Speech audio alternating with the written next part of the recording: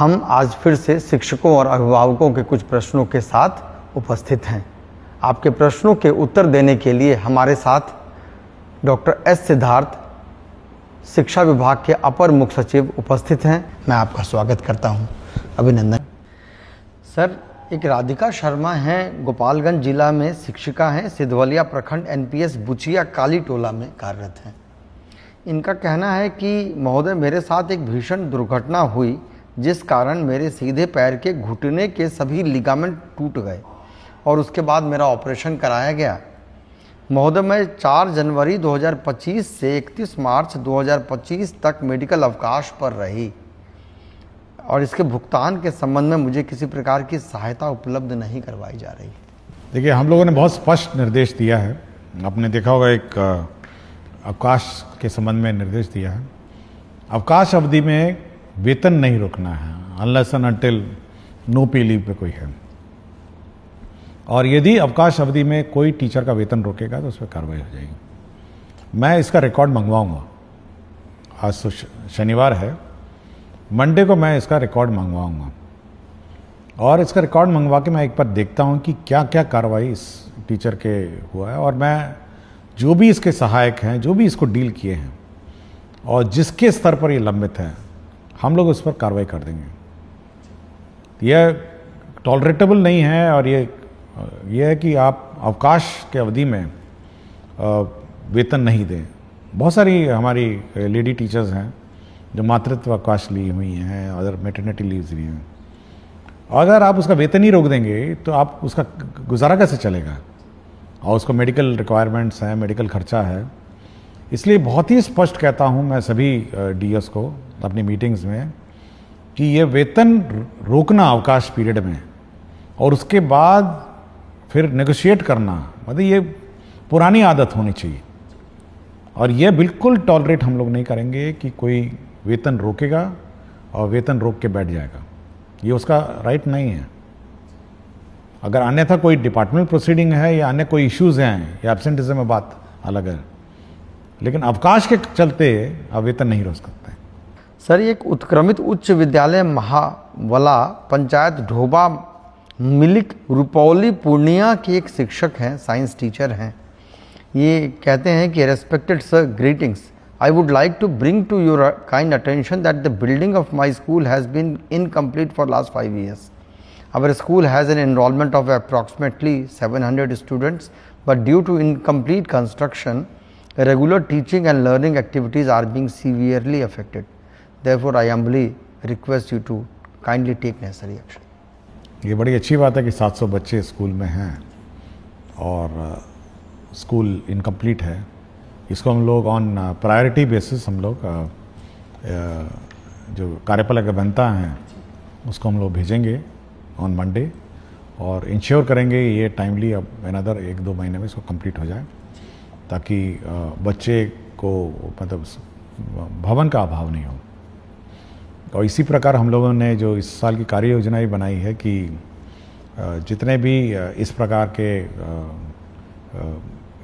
Classroom के shortage वाले rooms हैं, रेगुलर क्लासरूम्स हम लोग कंस्ट्रक्शन का सैंक्शन हम लोग इसी महीने सभी कर देंगे कि पूरे राज्य में हमारे क्लासरूम्स, हमारे बाथरूम, टॉयलेट, हमारे वाटर सप्लाई सिस्टम्स, इलेक्ट्रिफिकेशन, ये सारा हम लोग इस महीने पूरे राज्य का सैंक्शन कर देंगे।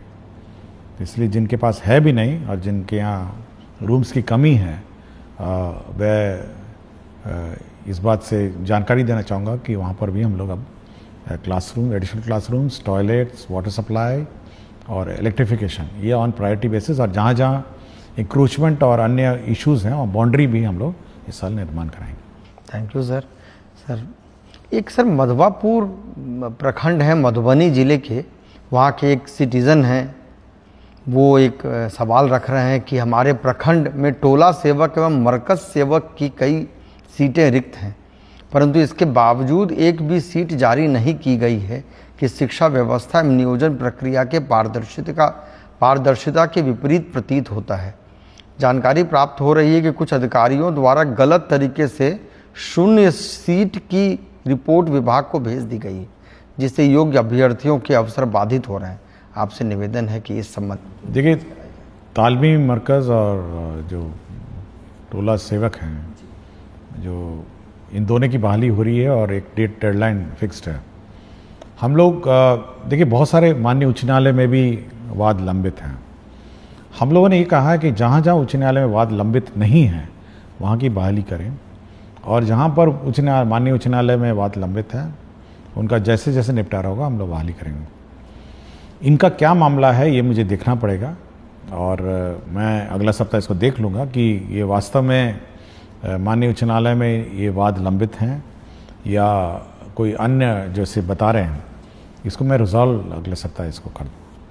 सर, एक विजय कृष्ण त्रिपाठी हैं, ये विशिष्ट शिक्षक हैं, संस्कृत के नगर पंचायत माध्यमिक शिक्षक, राज्यकृत उच्चतर माध्यमिक विद्यालय मशरक के हैं, सारण बिहार से। इनका कहना है कि आदरणीय अपर मुख्य सचिव शिक्षा विभाग बिहार सरकार को मेरा सादर प्रणाम। मेरा कहना है कि इस शिक्षा कोष पर विशिष्ट शिक्षकों हेतु क्षतिपूर्ति अवकाश का विकल्प नहीं दिया गया है, जबकि नियमित विद्यालय के अध्यापकों को क्षतिपूर्ति अवकाश का विकल्प दिया गया है। ये इस संबंध में क्यों भेदभाव किया गया, इसके संबंध में? नहीं, ऐसा कोई भेदभाव नहीं है। और जितने भी सरकारी शिक्षक हैं, विशिष्ट शिक्षक हों, TRE 1, TRE 2, TRE 3 और जो पुराने शिक्षक हैं, सभी को अवकाश एक ही मापदंड है, ये अलग अलग मापदंड नहीं है। और मेरे ख्याल से एक बार फिर मैं अनुरोध करूंगा शिक्षक से कि अपना वेबसाइट में एक बार फिर चेक कर लेंगे।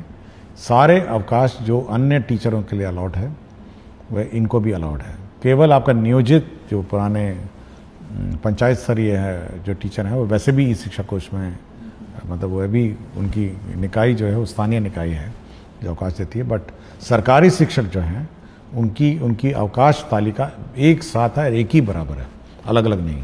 सर, एक सोनू मिश्रा है, ये विशिष्ट शिक्षक हैं। इनका कहना है कि सर, आपके द्वारा शिक्षा की बात हर शनिवार कार्यक्रम के माध्यम से शिक्षकों की कई सारी समस्याओं का समाधान किया जा रहा है, जिसके लिए बिहार के तमाम शिक्षक आपके प्रति कृतज्ञ हैं। महाशय, मेरा प्रश्न यह है कि एक ही प्रवृत्ति और एक ही समान प्रक्रिया से बहाल शिक्षकों के वेतन में अलग अलग जिलों में काफ़ी भिन्नता है।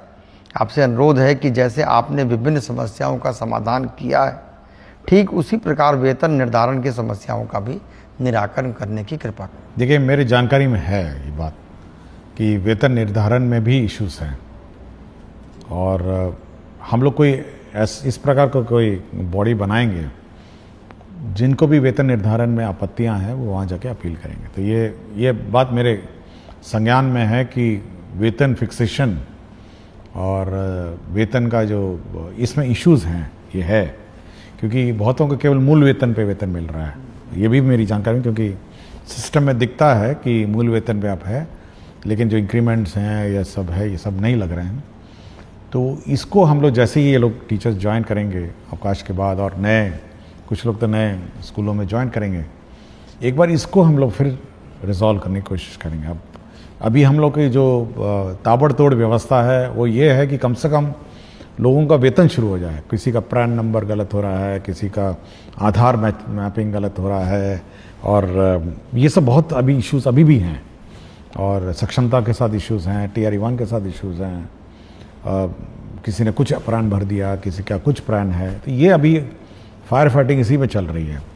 तो एक बार ये सेटल डाउन हो जाएगा तो हम इस बात का रिकैलकुलेट कराएंगे हर टीचर का कि उसका वेतन निर्धारण एग्जैक्टली करेक्ट हुआ है, उसमें क्या त्रुटियां हैं, और सुधार करके फिर उसका जो भी अरियर बनेगा हम लोग भुगतान कर देंगे। जी सर, एक धीरज कुमार हैं, ये शिक्षक हैं। ये कह रहे हैं कि शिक्षा की बात हर शनिवार में आप अपनी कीमती समय निकालकर हमारी समस्याओं को गंभीरतापूर्वक सुनकर उसका समाधान करते हैं, इसके लिए बहुत बहुत धन्यवाद है। इनका कहना है कि इनका EPF की राशि वेतन मद से कटौती की गई है, परंतु EPF अकाउंट में जमा नहीं हुआ है। देखिए, मेरा समय इतना कीमती नहीं है जितना शिक्षक का समय कीमती है, मैं ये मानता हूँ। देखिए, शिक्षक का समय इसीलिए कीमती है कि वो जब समय अपने स्टूडेंट्स को देता है, जो भी देता है या जो अपना समय देती हैं, तो उसका कैरियर और उसका भविष्य बनाती है। तो बहुत टीचर का समय बहुत कीमती है और ये मैं मानता हूँ। और जो पुराने क्वेश्चंस में मैंने देखा कि व्यर्थ में बैठे रहते हैं, तो बड़ा बड़ा दुख होता है ये सब सुन के। तो मेरा इसलिए हमेशा मैं मानता हूँ कि टीचर का समय सबसे कीमती है, उसको स्कूल में बिताना चाहिए और स्कूल में उसको पढ़ाना चाहिए। जहाँ तक ईपीएफ की बात है, मैं वो जैसे पिछले प्रश्न में मैंने आपको कहा, एक बार ये फाइनली एक बार सेटल डाउन हो जाए तो पुराने जो विशिष्ट शिक्षक शायद ईपीएफ वाले थे, तो हम लोग ये रिकैलकुलेट करेंगे कि ईपीएफ में कितना बकाया है और ये इंश्योर करेंगे कि मतलब इसी महीने कम से कम ईपीएफ क्योंकि प्रक्रिया है, तो इसी महीने कम से कम ईपीएफ का हम लोग सुनिश्चित करेंगे कि ईपीएफ की कटौती अपने अपने अकाउंट से चली जाए। सर, एक झूमी कुमारी शिक्षिका है उत्क्रमित मध्य विद्यालय मर्धन डांगी, प्रखंड दिघल बैंक, जिला किशनगंज की। ये सर, ये आपकी बहुत बड़ी फ़ैन हैं। महोदय, मैं उत्क्रमित मध्य विद्यालय मर्धन डांगी, प्रखंड दिघल बैंक, जिला किशनगंज की शिक्षिका हूँ। महाशय, एक अनुरोध कर रही हूँ कि जिस प्रकार बच्चों को पोशाक की सुविधा उपलब्ध कराई जा रही है, उसी प्रकार बच्चों को जूता एवं टाई की सुविधा होने से ग्रामीण क्षेत्र के बच्चों के लिए वरदान साबित होता है। महोदय, अपने स्तर से व्याप्त भ्रष्टाचार और लाभी को समाप्त करने का कदम उठाया है आपने, आपको बहुत धन्यवाद कह रहे हैं सर। और इसी प्रकार का एक सवाल सर, जितेंद्र नारायण शार्दुल हैं, ये उत्क्रमित मध्य विद्यालय के शिक्षक हैं। ये इनका कहना है कि इनको स्पोर्ट्स ड्रेस के लिए ये मांग रख रहे हैं, जिसमें लड़कियों के लिए अगर स्कर्ट की सुविधा होती है, जो स्पोर्ट्स खेलने वगैरह में सुविधा होगी, जिसे बच्चे बैगलेस डे के दिन उपयोग कर सकते हैं। तो इस तरह की मांग सर ये दोनों शिक्षकों ने रखी। देखिए, प्राइवेट स्कूल में तो कुछ प्राइवेट स्कूल टाई और जूता पहन के आने को कहते हैं और उसमें अभिभावक का ही खर्चा होता है। देखिए, हर चीज़ के पीछे राशि की उपलब्धता भी इश्यूज़ हैं। हमारे यहाँ करीब 2 करोड़ बच्चे हैं, मोटा मोटी 2 करोड़ बच्चे हैं, और जूता सॉक्स और मोज़ा भी है, मोज़ा, टोपी और टाई, इसका हम लोगों ने हिसाब किताब लगाया था एक बार। इतनी बड़ी राशि हो गई थी कि हम लोग थोड़ा सोचे कि इस पर बाद में विचार किया जाएगा। और मैं कभी कभी फ़ोटो भी देखता हूँ बहुत सारे स्कूल्स में कि अभिभावक ने अपने आप ही, सब लोगों ने टाई खरीद के बच्चों को दिया है, कुछ लोग जूते में भी आते हैं। और मैं लड़कियों को देखता हूँ कभी कभी कुछ स्कार्फ भी पहनी हुई हैं। और विभिन्न स्कूलों ने अपने अपने परिवर्तन और अपने किया है, और हो सकता है इस पर तो अभिभावक पर काफ़ी बोझ पड़ता होगा। लेकिन अभी क्योंकि टोटल अलॉटमेंट अगर आप देखेंगे इस राज्य में 1/5 एक 5 का भाग का बजट जो है केवल शिक्षा विभाग में व्यय होता है। और इतना बड़ा बजट व्यय होने के बावजूद भी फिर जब हम लोग ये कैलकुलेट करते हैं तो ये और उसको आकार और बड़ा कर देता है।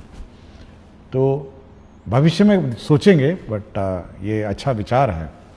जहाँ तक स्पोर्ट्स के लिए टी शर्ट और अन्य की बात है, तो हम लोग पहले शुरुआत ये करेंगे कि जो बच्चे स्पोर्ट्स में अब रुचि रखेंगे, जो बच्चे स्पोर्ट्स में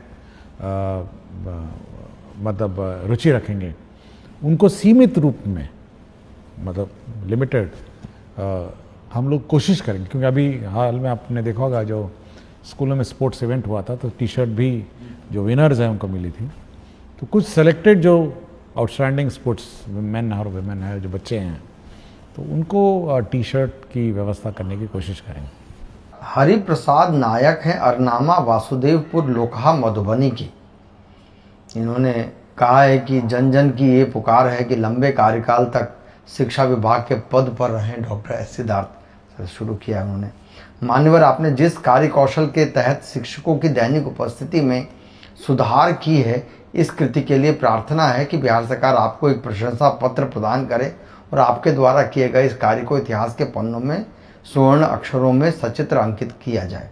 मान्यवर, एक और प्रयास किया जाए कि पंचायत स्तरीय नियोजित शिक्षक शिक्षिका जो अपने गांव के विद्यालयों में पदस्थापित हैं, वे हाजिरी लगाने के बाद अपने घरों में चले जाते हैं।